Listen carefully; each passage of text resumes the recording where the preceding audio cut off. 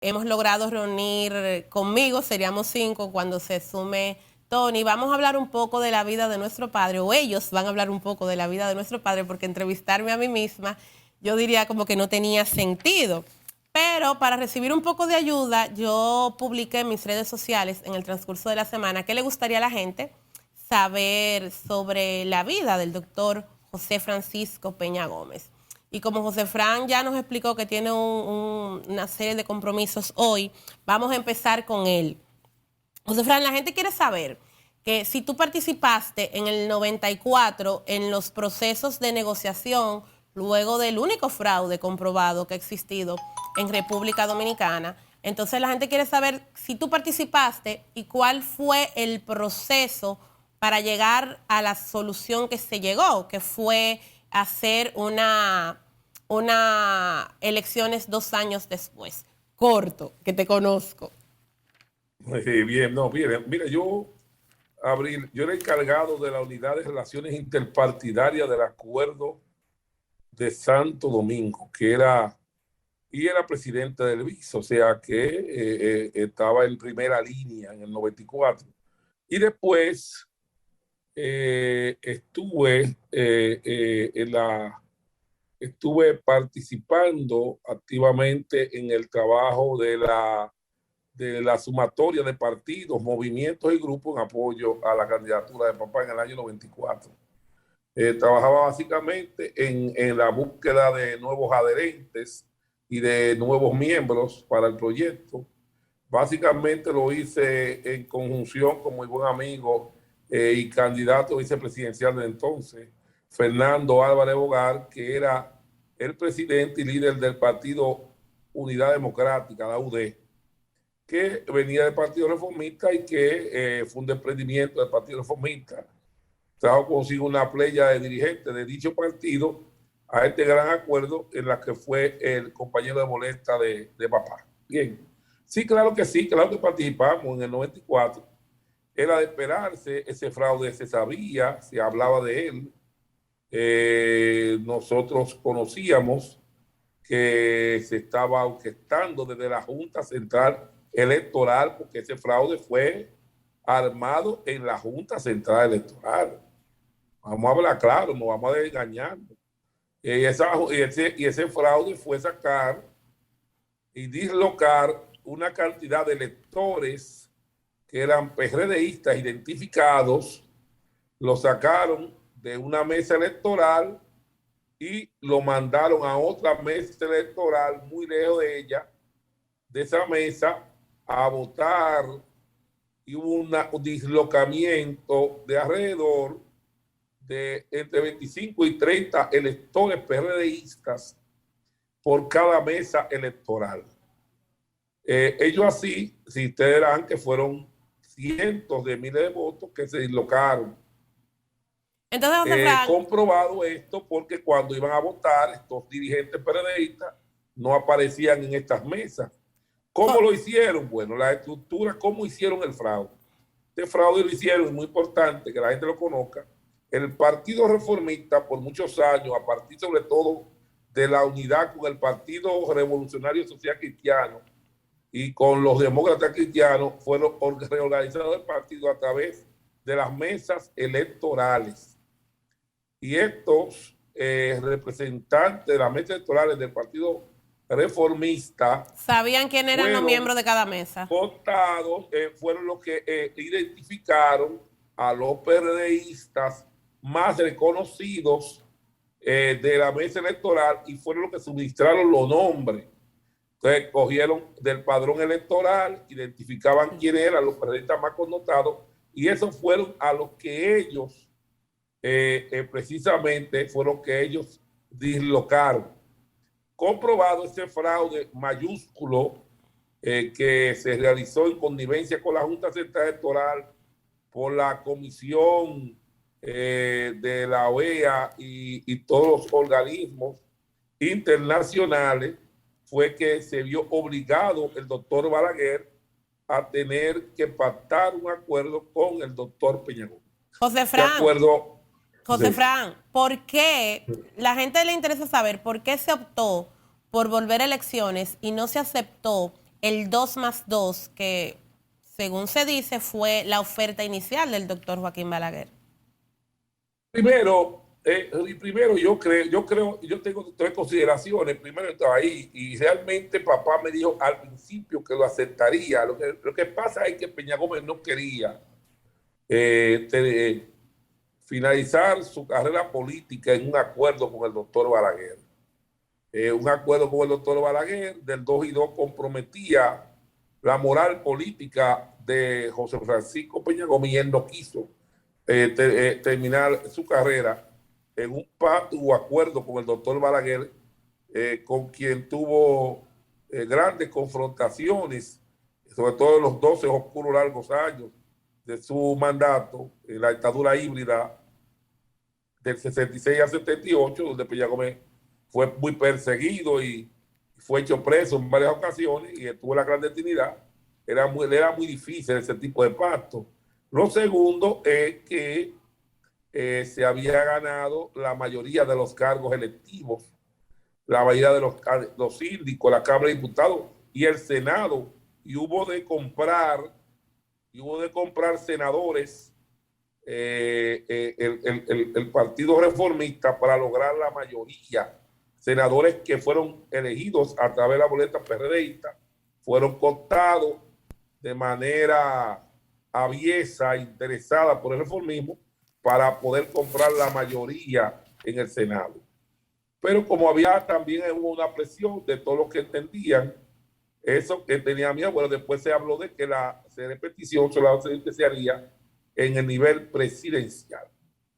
Y creo que también, no voy a negar, hubo una parte del sector PRDista que no ponderó la posibilidad de un acuerdo entre el PRD y el Partido Reformista, no lo entendió, no lo vio, no tuvo capacidad de mira para entender que eso se podía hacer. Se veía como un imposible que el reformismo le entregara el poder y sus votos al PLD para llevarlo al poder, y se convirtió en realidad. Eso no se pensó jamás que se podía lograr. Esa fue la realidad. ¿Quiénes fueron algunas de las figuras, puedes decirlas, que participaron, que tenían ese tipo de opinión? De que se participara o que no se participara. De que no fuéramos aliados en ese momento, porque se dice que doña Milagros, don Hugo. Doña Milagros, Hugo Tolentino, esa vieja guardia PRDista estaba puesta al pacto con Balaguer.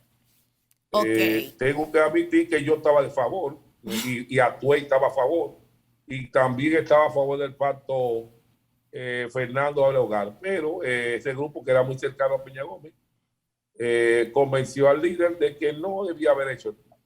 Bueno, ahí está. Realmente yo creo que en términos de consideraciones históricas hay que respetar la decisión de papá en no tener que firmar un pacto con Balaguer, porque creo que históricamente hizo mucho daño al profesor Bosch terminar su carrera política en un pacto con quien fue su archienemigo, el doctor Balaguer, en el año 96.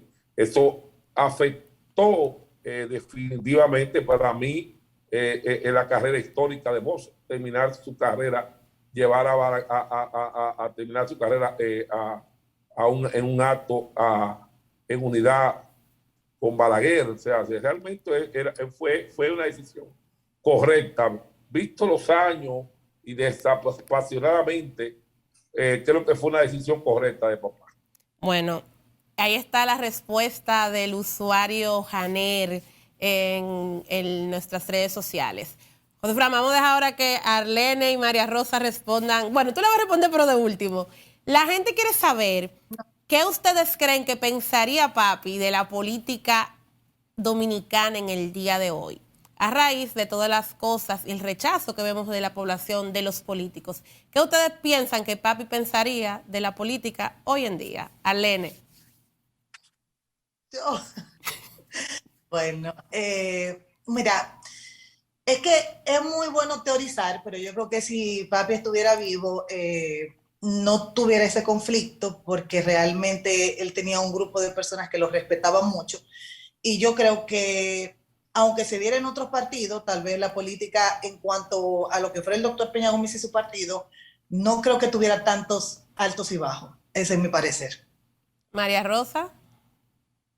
Bueno, yo entiendo que de papi estar vivo todavía hoy, la política no hubiera evolucionado tanto desde el tiempo en que él participaba en el mundo político a como se ve hoy en día. Entiendo que de él estar todavía con nosotros, como dicen por ahí, otro gallo cantaría. Papi era un hombre del que yo realmente políticamente hablando no podría hablar mucho porque yo solamente conozco historia.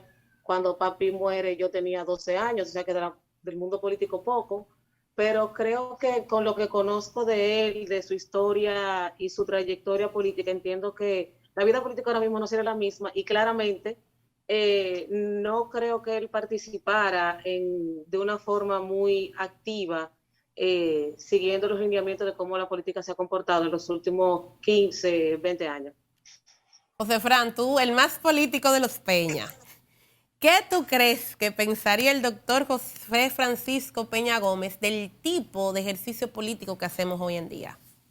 Bueno, mira, papá es un paradigma, un ejemplo, no para la República Dominicana, para América Latina y el mundo. Es un liderazgo ideológico, un liderazgo formador, un liderazgo ético. Entonces, ese es un liderazgo de solidaridad, un liderazgo internacionalista. O sea, en él se sumaban una serie de condiciones excepcionales que no existen hoy en los políticos a nivel mundial, no solamente en República Dominicana. Francisco Peña Gómez era un ejemplo vivo de lo que es un liderazgo diferente. Podemos decir que Peña Gómez es un hombre a nivel de los grandes líderes mundiales, de los Fidel Castro, de los Víctor Raúl Aya de la Torre, de los grandes líderes mundiales, un hombre excepcional y sobre todo un hombre que firme en sus ideas, defensor de su nacionalidad, de sus orígenes, de su negritud y sobre todo un ciudadano del mundo. Si nos acordamos todos los que estamos aquí, como nos acordamos de papá, nos damos cuenta de papá no solamente era dominicano, era un ciudadano del mundo. Porque sus vínculos a nivel mundial, nosotros lo sentíamos cómo él tenía esas relaciones de primer orden con todo el liderazgo mundial, cómo se preocupaba de los problemas del mundo y cómo él le ponía atención, cómo era llamado, cómo aconsejaba, cómo asesoraba, cómo participaba en las soluciones de los problemas de no solamente los países de América Latina, de África, inclusive de Europa. Francisco Peña Gómez tenía un peso político importantísimo y su voz era escuchada, sus consejos muy tomados en cuenta. Entonces, claro que en República Dominicana los niveles de desafección política que acusamos hoy no tuvieran esos niveles si existiera un José Francisco Peña Gómez, porque muchos fueran hoy sus mejores seguidores y, ¿por qué no?, sus discípulos, y realmente Francisco Peña Gómez es un gran formador. Entonces, por eso es que usted ve que su impronta tiene ese peso tan específico. Hay 25 partidos en la República Dominicana, más de la mitad de estos partidos se declaran como partidos vinculados al pensamiento de José Francisco Peña Gómez. O sea, José Fran, la grandeza de papá, posterior a su desaparición física, está ahí, en esa obra y en ese gran legado que nos ha dejado a todos. José Fran, pero y va para todos. Hay 25 partidos que dicen ser peñagomistas, pero podemos decir realmente que el peñagomismo como pensamiento ideológico, como una forma de conducta política, sigue vivo en República Dominicana más allá del discurso. ¿Quién se arriesga primero? No me diga que voy a tener que empezar yo. Bueno, pues voy a empezar yo porque yo estoy medio tímido, señores. Soy increíble, un Peña tímido. Sí, no, mira, Va a arrancar José Fran.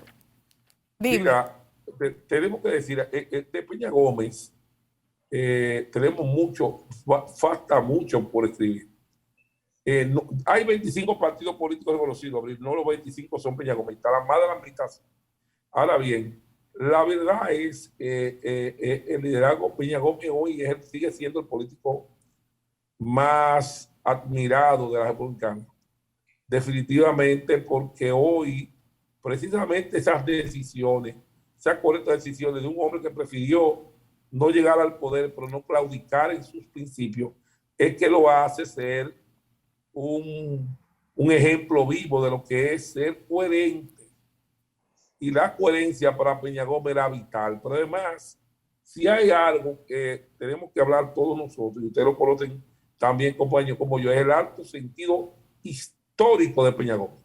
Cada vez que no hablaba, y no hablaba todo sobre eso, no hablaba, Peña Gómez hablaba de lo que podía ser, cómo él cuidaba su historia después de él, como él decía, utilizaba el término, cerrar los ojos. O sea, era un hombre que tenía un sentido de todo lo que hacía, era en función de cuidar esa imagen prosérica de un hombre que lo había dado todo por la democracia y que se sentía comprometido con los intereses de los sectores populares.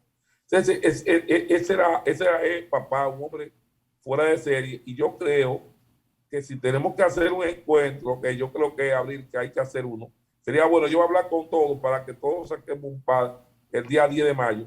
Es importante enseñarle a Peña Gómez. Nosotros debemos hablar de cómo era Peña Gómez, porque el papá hace 24 años falleció y hay mucha gente que nos pregunta y debe preguntarte a ti que cómo era Peña Gómez. Debemos hacer un coloquio de cómo era José Francisco Peña Gómez, el ser humano excepcional que era papá, y debemos tratar ese tema también. Un hombre fuera de serie en todos los aspectos, ¿tú me entiendes? Y hablar de él como padre, como hombre, como amigo, como político, como hombre leal a su principio, ¿me entiendes? Pero lo más orgulloso que nos hace es saber que el papá es un hombre que no nos legó fortuna alguna, pero nos legó esa autoridad, esa admiración de todo el pueblo, que es el orgullo de todos nosotros. Sabernos hijo de un prohombre que como él recoge la mayoría de las virtudes cívicas y morales de un ciudadano excepcional como lo fue papá. Bueno, y así, señores, que se sale debajo de un camión, no de un camión, no, de una patana. Pero como bien él dijo, hay que hablar del hombre, del ser humano, del padre. Pero vamos a hacerlo después que regresemos de comerciales en el siguiente segmento, donde mis hermanos le van a decir a ustedes cómo era el doctor Peña Gómez como padre.